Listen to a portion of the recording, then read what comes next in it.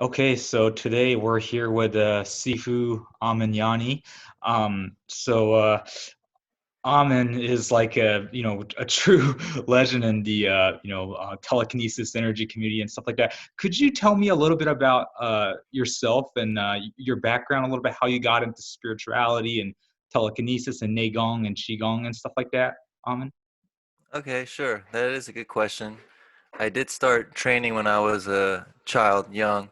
My interest was just because I saw a kung fu movie, one of those old the 70s movies, and those guys were like flexible and flipping around, and I thought they're pretty amazing. So I was like, oh, I want to be superhuman like that on one level. That kind of got me interested in martial arts as a young child, and then as far as like meditation and all that energy kind of thing, at the same time, I didn't even know that stuff really existed out there in that way.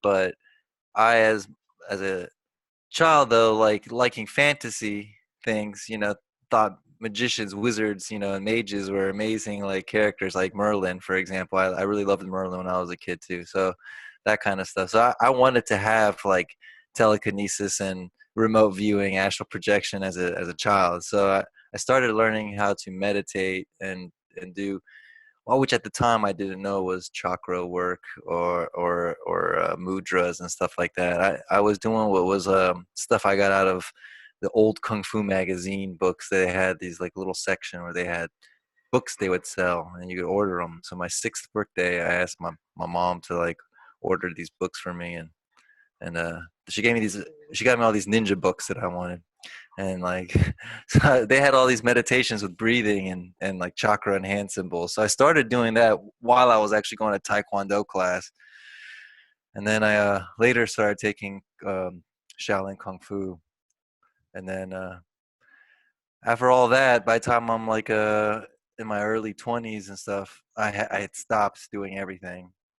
And then when I got to like 25, I started getting interested about staying younger and more youthful because I was getting older. I was 25, and I was like, man, I wish I was 20 still. So I started doing some more research about youth and stuff because I was already into Chinese medicine as a teenager and Buddhism as a teenager. My mom gave me the teachings of Buddha. I read that when I was 17, and that had like an eye-opening experience for me. And then yeah, so anyway, so I had some direction to already like look back on from my youth, and then so I said, all right, let's look at this Chinese medicine stuff. What do they got to say about immortality, if there's anything in there? And so I started getting really interested into it, and everything started talking about qi and tai chi. And tai chi was also for martial arts. As a martial artist, I was attracted to tai chi. Then when you get deep into tai chi, there's Qigong, there's this internal training, and it all comes back to this qi and this energy stuff. So I Right, started, right. yeah, right. So I started getting interested in qi training. So I found teachers who would teach me. One of them was a Tai Chi master guy from Hawaii, and he's an amazing teacher. And then there's these other guys from the Chi Power that came, the Seafood Jones, all these guys. They hit me up and it was like, hey, you seem to be pretty adept to this kind of stuff. So they wanted to teach me more stuff, and I learned a lot more. But I caught on really quickly. And it's pretty funny because the first 25 years of my life, I never felt Chi. Even though I did all these exercises and all these trainings when I was younger, I still didn't feel it. Even back then, my Shaolin Kung Fu teacher was like, he said, I don't feel the chi or anything like that, but I use all these mechanics, and it's just for Right, show and all right, this kind of. right, Yeah, so I was right, right, disappointed with all right. that. Right. But, So, in your but opinion, is it more important for someone to practice Qigong, or is it more important for someone to practice psychokinesis? I mean, there's recently the psychokinesis energy movement is growing right now and stuff like that. There's a lot of people that are getting involved with telekinesis, psychokinesis without practicing Qigong and stuff like that. Does that frustrate you a little bit? Do you think that's a bad thing, or do you think it's not? It doesn't really matter. What is your opinion on that? actually, I don't think it really matters because there's a lot of different systems out there of things, and I'm not talking about just like qigong systems or like qigong and igong or like tai chi or Hmm. yoga and pranayama and all Hmm. these familiar kundalini things like that. There's Hmm. other things out there too, like the new wave like the New Thought movement that happened in the 1800s. There, that's where basically mentalism came about, going back all the way to things like Kabbalion uh, stuff. So you have these kind of people who had their own techniques of practicing, trying to Mhm. achieve mental power, Mhm.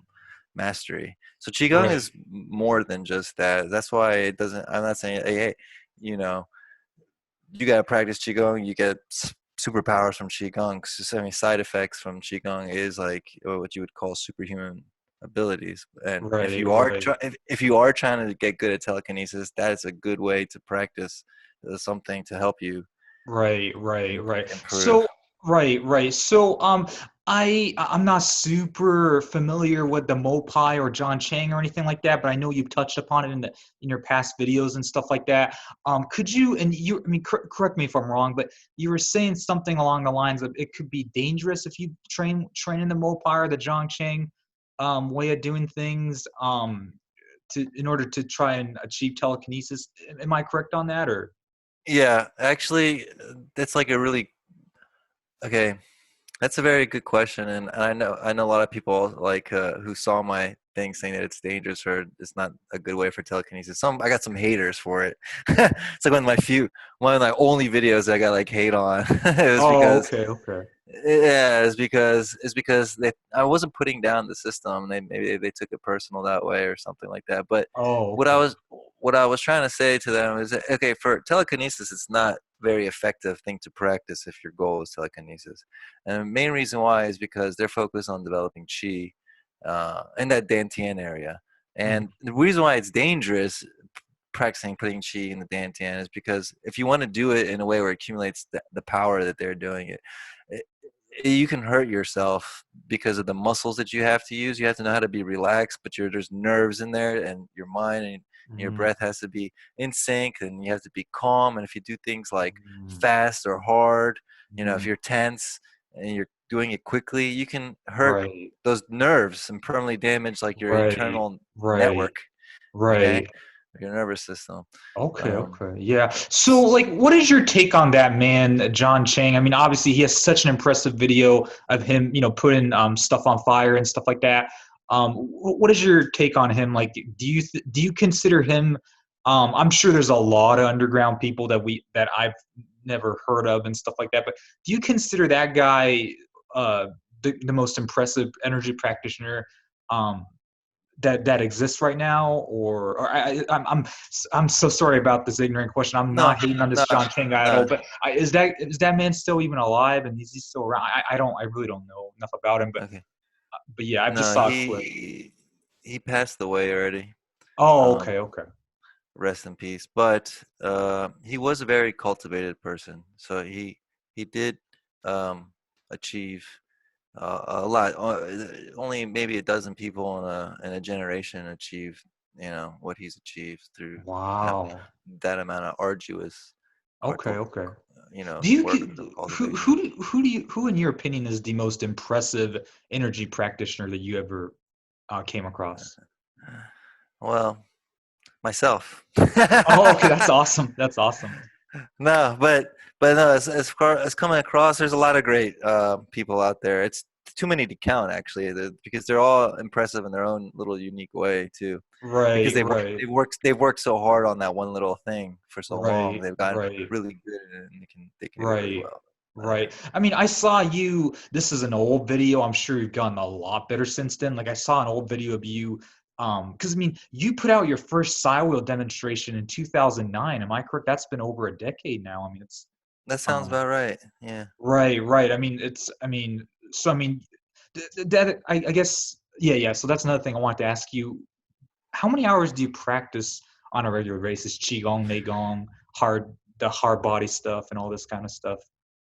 Okay, that's a good question. So when going back to when I first got into everything, I was more interested in the immortality side, and it led to chi work all the time. So I was doing a lot of chi work. I was off. I wasn't working, and so I had like all this time all day. I spent like 8 hours a day just working on Wow. energy, like yeah, on energy stuff, and the more I learned and the more I was able to feel and do things, then it was like a process. Like you start meeting people that tell you how to do things and show you things, and then it just keeps going, coming another person, or you'll go online, like on YouTube, you'll see somebody like Chang, and you're like, oh, that's cool, and then you'll see another Tai Chi master throwing a guy without touching him and just going like Right, this and all this right, kind. And so at that point, like back then, when I started seeing people do that kind of stuff, I was wondering, oh, well, I feel the energy now. I think I can do it, like.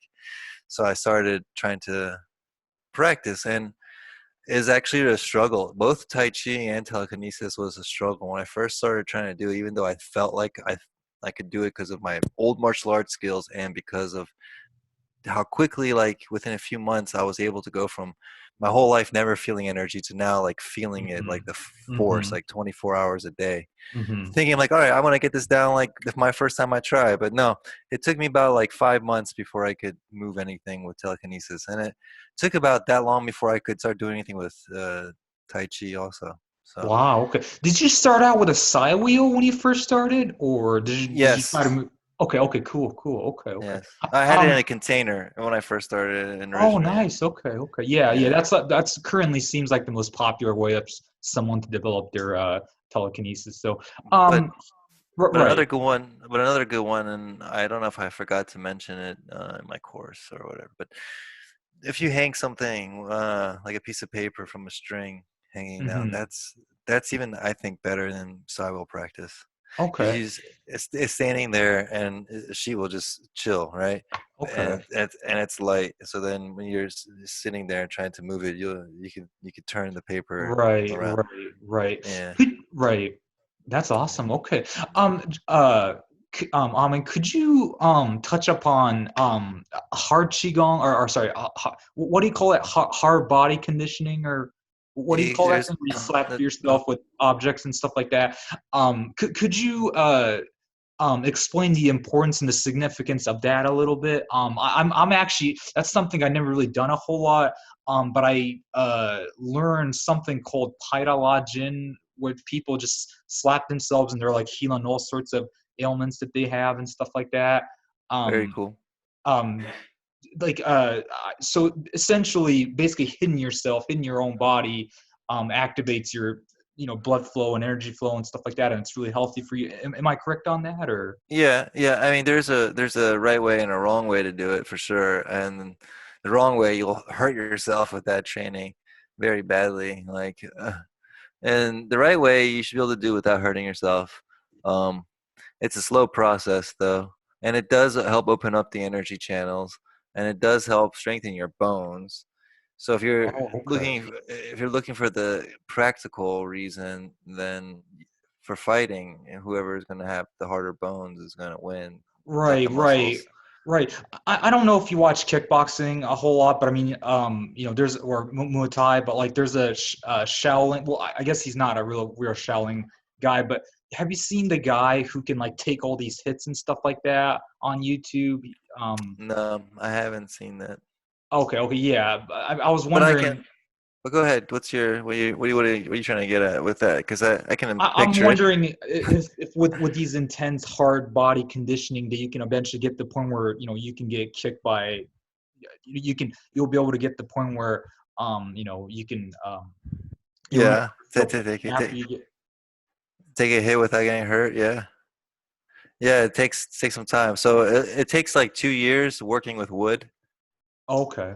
And I'm talking about the safe way. The safe kind of use like these thin pieces of like wood, like skewers, a bunch of little skewers, and same with metal. There's wood and metal versions. I don't know what the American word for it is. It looks like a cooking utensil. I don't know. Reza, do you Right. know what that's called? No, never mind, never mind. So, anyways, they have these things that the sticks they bang themselves. They're not just straight rods because the straight rods actually hitting yourself, you'll damage your nerves. Right. Right. The other ones you won't damage your nerves, and as if you don't hit yourself too hard, and you don't need to hit Right. yourself. You don't actually have to hit yourself hard. You just have to hit yourself consistently. So you do 2 years Right. of the wood, and then you go on to doing like another 2 years of the metal version afterwards, and Right, right, right. then that fifth year you have a hard body. Yeah. Right, right. Okay, okay. That's awesome. I definitely need to start doing that. Do you teach that? I mean, you made a video series. I should probably go back and watch that so I can learn that from you as well. Um, my next question is, do you train with like elemental psychokinesis, telekinetic abilities at all? Like, do you train with aerokinesis or summoning rain or like Sure. pyrokinesis, or do you do any of that stuff at all? I noticed that, and correct me if I'm wrong, but I don't think you made a video doing aerokinesis or anything like that. If I'm I don't I don't know if I have or not. Well, I think I have. I don't remember if I put it up or not. But um okay, yeah, I do practice them though. And I'm very actually adept at what you would say, I guess, aerokinesis or weather affecting the weather. I've been Wow, doing okay. I've been able to do that naturally since I was a kid. That was like one of those weird things. Like when I was a kid, I don't know if you when you were younger like felt like you could just like go into a whole different world like and visualize things that didn't even exist or see things that Right, weren't there. right, Like with imagination, like sometimes I would just sit there upside down and then not blink for like as long as I right, could and see these right, different colors. right. Weird Do things, you, kids. Go ahead. Go ahead. Go ahead. oh, sorry. By practicing Nei Gong, Qigong, but by the way, let me clarify something. Nei Gong is where you hold positions for a long, extended period of time, whereas Qigong is where you're moving your body. Am I correct on that, or? Uh, uh, I have never actually looked at it that way, but some people I guess could consider it that way. But that's not necessarily true though. Okay. There's moving in Qigong, and depending on what kind of Oh, there Qigong is. practice. Okay. It depends on the practice. Sorry about that. I gotta. Yeah. That's fine.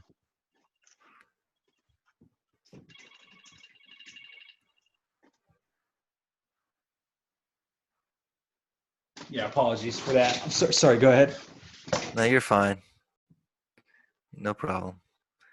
Um, so Qigong, some practices do movements. Not all of them are just Okay. Okay. static.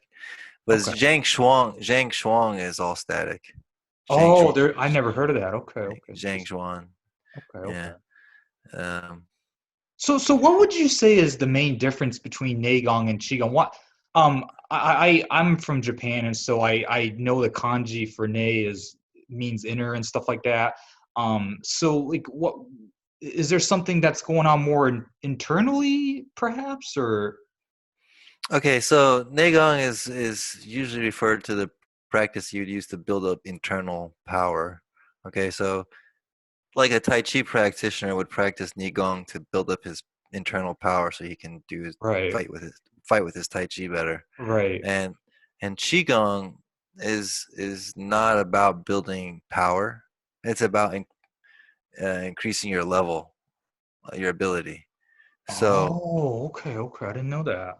Interesting. yeah. So that goes back to my original question. So by practicing Neigong, has your Neigong and telekinesis and stuff like that. And when I say telekinesis, what you do with a psi wheel and stuff like that, has that improved your elemental powers as well? I heard so many different opinions from so many different people. I heard people say like, if you want to get good with the elemental stuff, you should strictly do the elemental stuff and not do psi wheels or moving cans or whatever. I heard so many different opinions from different practitioners that I've interviewed. What is your opinion? Do you think they're all the same thing? Uh okay. And at the end it is the same thing. Actually, if you get good at telekinesis, you'll be good at doing anything from healing to aerokinesis to Hmm. any other ability, even lucid dreaming and astral projection, Really? Okay, okay, interesting. all the stuff is one and the same kind of thing. Right, right, right. I've been right, but the right. thing to actually really keep in mind is though pick one thing to practice at a time. So Oh, okay, okay. it's not, you see what I'm saying? Like so what they're maybe what they're saying is half right, because I'm saying like you do want to just, if you want to get good at something, just do one thing. If you're doing more than one thing, it'd be hard to get good at it. Oh, okay, okay. Interesting. It's That's like, yeah, it's like if you wanted to become a good rapper, right? You would have to write a rap song every day. If you didn't write a rap song every day, you'd never become a good rapper. But if you try to be right, a rapper and a beat maker, and you try to do both every day, that's really hard, right? And it'd be like hard to right, do both and get good at both. Like, right, right. Okay, that's interesting. Okay, okay. not that it's S- impossible. I'm just saying it's not impossible to make stuff up. It's just, difficult. right, right. Okay, well, that's interesting. Okay, okay. You touched upon lucid dreaming and stuff like that. Do you practice lucid dreaming, astral projection, and perhaps like a remote viewing and ESP? And do you practice all these other metaphysical abilities as well? Yeah, well, lucid dreaming is particularly my favorite of all things, though. Oh So wow, okay, okay. Has lucid dreaming helped you? Like, say, like I. This is another thing that I've heard from people. Have a friend named Gemma who practices lucid dreaming, and she's saying that she was saying that she gained a lot of wisdom and knowledge in the dream realms and stuff like that, and that has improved her telekinetic metaphysical abilities greatly and stuff like that. Do you have a similar experience with that as well, or? yeah, um, so even though the laws of physics are different in the dream world, your mind, you are your mind there. So like what we do when we practice stuff in the physical world, like we're trying to tap into that very subtle energy and feel that kind of energy and work with that subtle energy.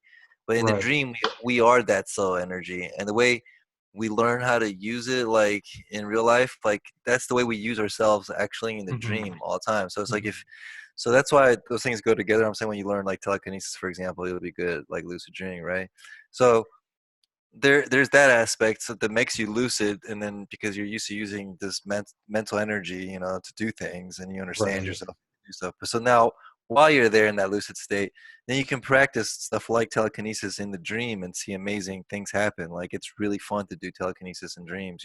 Like I like for Wow. example, I'll go into a grocery store and I'll start making them the fruits. I'll start moving around and get all the customers be like, ah, like in the dream. It's funny, it's fun, but That's awesome. like yeah, so you come back with the real world with more insight and wisdom because you're like, oh man, that felt so easy and it worked that way, and Right. then you learn how Right. to recreate the feeling in real Right. life, and so then you get a lot better Right. Okay. Okay. results. Cool. Yeah. Okay. Okay. And what is your ultimate goal with like these metaphysical abilities? Do you want to get to the point where you can levitate your body or something like that, perhaps, or do you want to get to the point where, No, I've um, already done that. oh, wait, what? You've already levitated your own body? Yeah, so that's Really? yeah, I'm not pursuing actually any of these things. They're all just side effects of trying to cultivate myself to be, my true potential as a person. Wow. Okay. So, I mean, you That's touched upon immortality earlier. Is that still something that you're pursuing? I mean, do you know who Alexander Kerkoling is? I mean, he's a part of yes, your. yes, Yes, I yes. mean, He's a friend. I'm pretty sure he'll be watching this as well. I'll send it to him. But he was talking about the rainbow body and stuff like that. I'm not super familiar with what that is, but I believe that's sort of like a immortality, maybe not quite an immortality, but I think it's something similar to that, where you're in a meditative state where your body doesn't die or something like that. Are, are you um uh like are you actually looking to like live forever or Be an earth immortal. That's like the be terminology an for it. avatar, so to speak, or An earth immortal is a person who, you mean physically does not die. Is that what you're trying to say? Like a physically not age and not die. um Is that what you're asking me? yeah, yeah, yeah, is that what you're pursuing currently, or? Okay, so all the stuff from immortality and telekinesis, I used to pursue them. Um, they brought me towards actually understanding what cultivation is all about, and so now I cultivate, and those things are just a side effect of the cultivation. So Right. indirectly, yes, I am. I'm not pursuing them, but indirectly, I am cultivating those things. Yes. Okay, I am okay. actually directly on the path of immortality. Yes, as a Taoist, that's my belief. You could say it that way. Okay, so getting like very if I had to just label everything what I'm doing, then yes, I would say okay, I'm Taoist and I'm practicing Taoist immortality Okay, because cool. Okay. I believe in these lesser, middle, and greater paths. I was telling Reza this the other night. I mean, um, I know you know Reza, but so like anyways, these three different paths, they have different end games, like end goals, like what they achieve.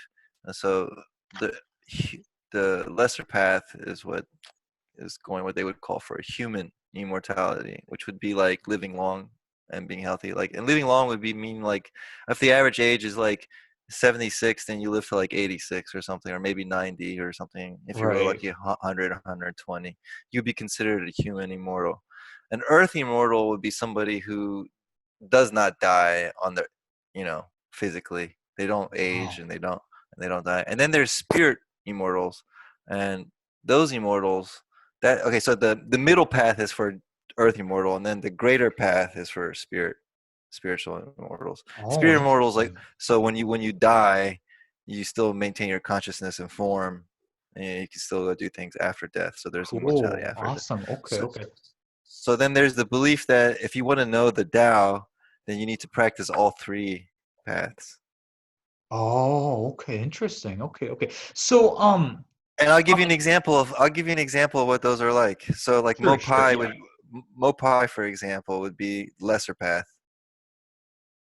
Even though their goal is also immortality, it's that human immortality that they achieve. Is that they're focused on the dantian. The lesser path is always focused on filling the dantian. Mm-hmm. Okay, Mm-hmm. the middle path is about energy ascending and descending. Mm-hmm. Mm-hmm. Okay, in this microcosmic orbit or the Mm-hmm. central channel. Mm-hmm. Okay, and that'd be like something practicing more like Wim Hof, right?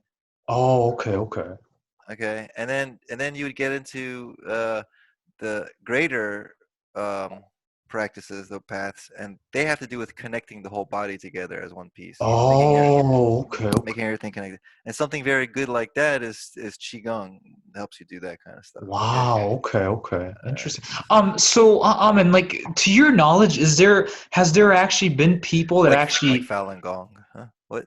right, right. I've heard of that as well. That Yeah. correct me if I'm wrong. That didn't that get outlawed or banned or something like that in In China? in China, yeah, that is unfortunate what happened down there with Wow. that. Okay. Okay.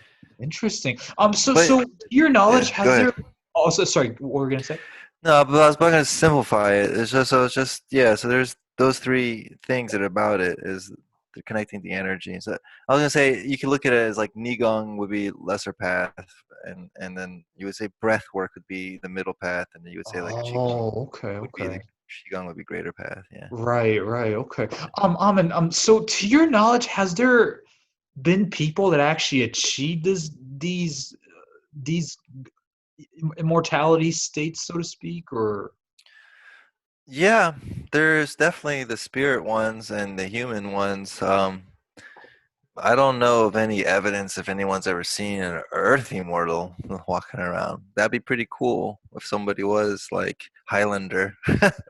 right, Yeah, you know what I'm saying. I right. would I would like that. I mean that is I guess something that I would think would be nice to have. Wow. Okay. Interesting. Okay. but Okay. but Um. Right. Oh, oh there. there's Oh, sorry. Go ahead. sorry there's two other kinds of immortal too. There's ghost immortals and then there's celestial immortals. Oh. Okay. Okay. Celestial immortals are spirit immortals who keep cultivating while they're a spirit, like they did when they're in the physical body. But Right. they keep cultivating as a spirit, and they eventually ascend to become a celestial immortal. Ghost immortals are people who just don't practice anything at all. When they die, they just are ghost immortals. What makes a ghost immortal different than a spirit immortal is that a spirit immortal maintains his consciousness Mm-hmm. uh, and the ghost immortals, they don't maintain their consciousness. They're just the Right. unconscious version of you. Right. Yeah, the Um. subconscious parts. Yeah. Right. Right. Okay. And so currently, are you like do you have like a physical Nei Gong school? Correct me if I'm wrong. You are living in Virginia right now, or? Yeah, So Virginia. do you have No, like a well, I don't have a physical school. I was teaching at Mason and at the local health club over here. There's a local club that we have here. okay, okay. And yeah, the local university and the club, but now with coronavirus, no. Yeah, they've Oh, okay, okay. yeah. Cool. Okay. Okay. I noticed that I'm an internet marketer as well. I noticed that you were promoting John Crestani's course and stuff like that. I'll make sure I'll put that in your link in the description as well. What else did I want to? Oh, yes, yes. Uh, oh yeah, yes. Like, do you like offer healings for people and stuff like that? Or do you just teach qigong or sorry, in your case, Nei Gong to help people heal their body and stuff like that? Like, that's one thing I forgot to cover is healings. What is your I take used on healings? I used to do healing, but I stopped doing it because it takes a lot of energy to do it, Right. and then there's also can be side effects taking on a person's negative energy to your Mm, own okay. Okay. system. So I Interesting. stopped doing it, but I do consult people still about it, so I can help them help themselves heal themselves, Right, tell them right, yeah, right. what they So can do you do. think doing your system, the Black Dragon Nei Gong system, is could help people heal pretty much their ailments and whatnot? The theory is, yeah, I mean, the theory is that when all the channels, all the meridians in the body are open, the chi is flowing properly, then disease does not occur in the body. So the whole point of the practice is to open up these channels in the body and let the chi flow to the yin and yang Right, chi. right. So once you get to that point where your chi is free flowing, then that's when you are no longer going to have ailments. Essentially, am I Correct, correct, Okay, correct, awesome, correct. awesome. Okay, okay. So really, if someone is listening to this right now and they're, in need of healing, I mean, the best thing probably to do is to just practice Neigong or Qigong. Um, Yeah, yeah, that does help. Over time, it's not going to be an instant fix. So over time, right. I haven't gotten sick, knock on wood, or caught a cold or anything, knock on wood, if that's the thing even. But I haven't gotten sick in like over 15 years. So, Wow. Okay. Awesome. Awesome. uh, Sorry, I hate asking people for their age, but I mean, how old are you, Ahmed? 39. 39. Okay. Cool. Cool. Okay. Okay. So you've been practicing telekinesis. You said you started out telekinesis itself at 25. Am I correct? So you've been doing it for Yeah, roughly 15, 14, 15 years, roughly. right. Yeah. Cool. Okay. Awesome. Awesome. Okay. Okay. That is I guess so. at the same time I started practicing all the energy stuff is when I stopped. I never got sick again after that. Right. Right. That's awesome. That is so Yeah. So incredible. the chi is real, you guys. If you're trying to heal yourselves or stay healthy, it's better than insurance. Right, right. Yeah, that is so cool. Okay, okay. Awesome, Amin. Yeah, you have so much tremendous wisdom. No, insurance is good though. I can probably ask you a million more questions, but I think we'll wrap this up for now. But yeah, thank you so much for this interview, Amin. I mean, I can't thank you enough. I think you're phenomenal, and I mean, Oh um, well, yeah, I would love to actually start seeing you do more. I mean, you got a new website, Telekinesis Academy, which I've joined, and I think the forum's awesome. I wish more people could join that forum, So yeah, it's actually growing pretty nicely. So we're at a okay, telekineticacademy.com is at 112 users right now. nice, Uh, nice. Okay, they're just okay. not all very active. Only a handful of people Right, are active. But right, right. it's yeah, we're getting like something between like 5 to 10 people a day, right? Signing Nice, up. cool. Nice, nice. Yeah, Okay, okay. Yeah, yeah. I'm looking forward to, seeing that grow and yeah. seeing your channel grow as well. I've been a huge fan of your channel for probably like, a couple of years now. So Well, I yeah. hope you've been finding it useful, my friend, and helpful. Oh yeah, absolutely. I love the interaction because like I feel like you're because I come from the AEMI, evolved ministry type people's hanging out with more those people more. I've always wanted to kind of hang around your crowd a little bit more, the qigong crowd, so to speak. So yeah, and that's kind of what I'm transitioning to perhaps right now a bit. So yeah, so Oh, very cool, man. Very cool. yeah, so I appreciate you taking the time to interview me. Oh yeah, well, thank you so much. Yeah, you're one of the top people that I've wanted to always interview and stuff like that. So yeah, so it's yeah, I can't thank you enough. So yeah, so Yeah, thank you. by the way, do you know Cottrell pretty well or? I can't say I do. Oh, okay, yeah, yeah, because I interviewed him maybe a month or two ago or something like that. So yeah, so. This, I guess I'll check out whatever you recorded. Oh yeah, no, because I noticed that he was endorsing, your on his YouTube channel, endorsing your the telekinetic academy. So Who? the black gentleman. Oh, okay. So I think I know who you're talking about. Genetic Awakening. No, that's Dwayne. Dwayne's a great friend of mine. Cottrell's the guy that does like kind of like you, a martial artist, African Uh, American gentleman. okay. I'm not too familiar. Okay, yeah, yeah, but he was, if I'm not mistaken, I'm pretty sure he put a made a YouTube video saying like, hey guys, check out this new awesome site that Amin created. Oh, So well, that's very nice of him. I got to thank him. yeah, so yes, I thought you guys, and I look up to him as well. I mean, by the way, I've done martial arts and stuff like that my whole life as well.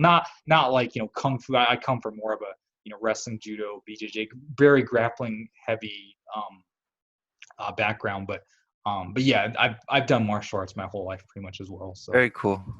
yeah, Very so cool. yep. So okay, well, I mean, well, like I said, thank you so much for this interview. I can't thank you enough, and you have a great rest of your day. And I'm excited to Thank you. continue to learn from you and your channel as well. So Okay, cool. I'm glad you're here with me, and I appreciate you again interviewing me and good questions. I love answering the questions, and they're also good stuff. I like to make video. Remember, just anytime you got good ideas or good questions, put them in the website, put them on the comments on the videos and stuff like that, and I'll be happy as I can. okay, awesome, thank you.